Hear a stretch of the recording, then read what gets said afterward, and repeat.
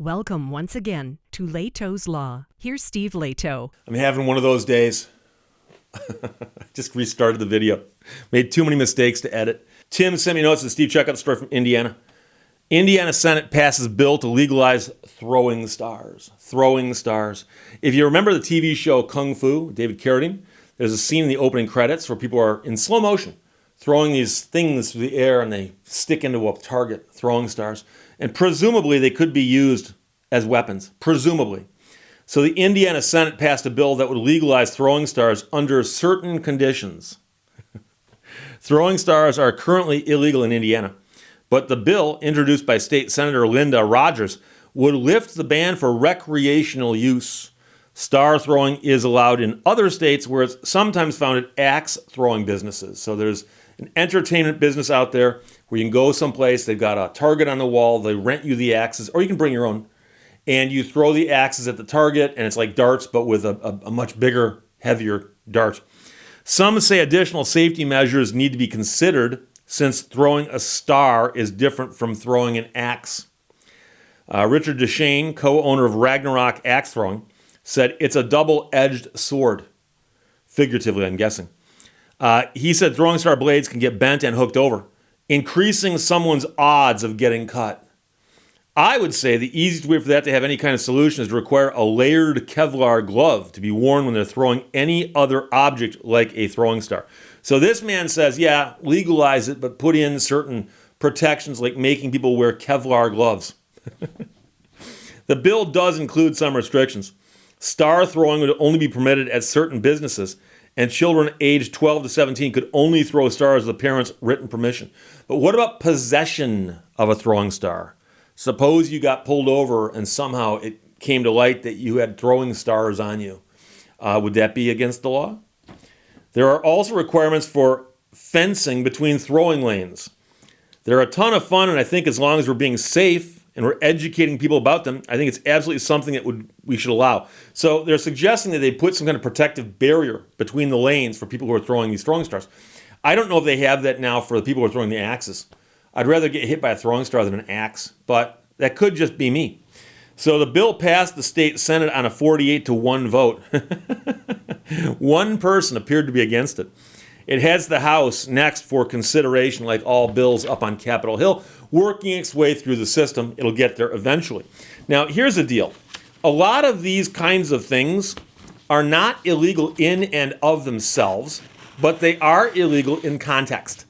And I'm merely pointing that out because some places might say that to have a throwing star in your possession is not illegal unless you have it in your possession while you're committing a crime or you use it to commit a crime.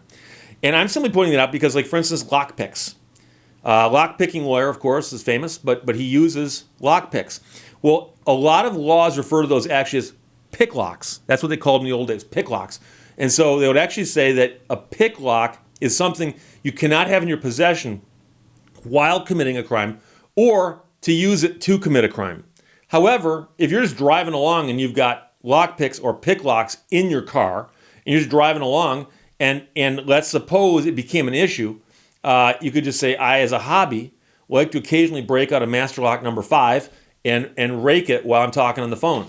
Keeps my hands nimble. Master number 5 is, by the way, a great one to practice on, trust me. So, pick locks, lock picks, right? And the same is true, I'll give you another example, police scanners. You can buy a police scanner at Radio Shack, if Radio Shack still existed. But you can sit at home and listen to it all day long. But if you have it in your car and you're committing crimes and you're using the police scanner to stay one step ahead of the cops, they can actually get you for the use of that during the commission of a crime in many states. However, I actually was aware of this portion of the Michigan compiled laws existing because our criminal code is at section 750 of the MCLs, the blue books behind me. MCL 750.224. The following are weapons for which it would be a felony to manufacture, sell, or possess. You might go, Steve, those must be some serious things. Well, a blackjack. Now, a blackjack is this short little, often flexible club that's got a weight in one end and a handle at the other, and you've seen them in the old gangster movies, where they walk up behind somebody and whack them on the back of the head. And it's very, very easy to conceal and can do a lot of harm if it hits you just the right way. A billy.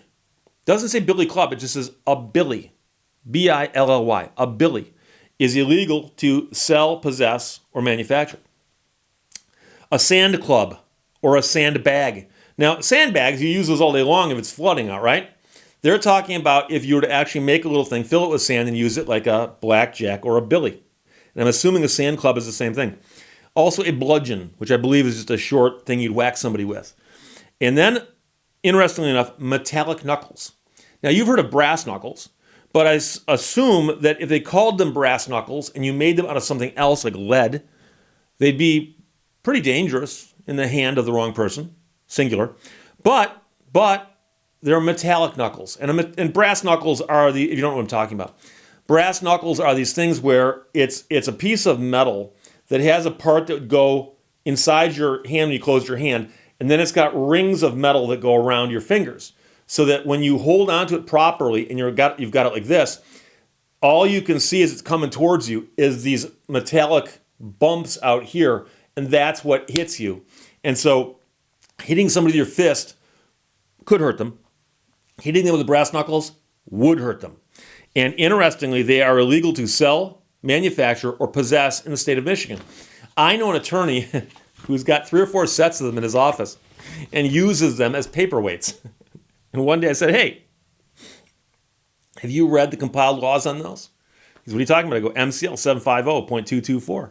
He goes, I think I will. And I think he did. But that's the point, is that many people don't know that these laws exist. Now, I doubt if they were to come through and, see a pair of brass knuckles laying on your kitchen counter, that you'd get arrested for that. I've never heard of anybody being arrested for this.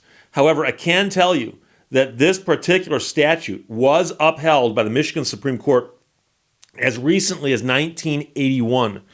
But the law was originally passed in 1931. That's, I suppose, why they've got that language such as slungshot and metallic knuckles and blackjack and billy as all different kinds of weapons.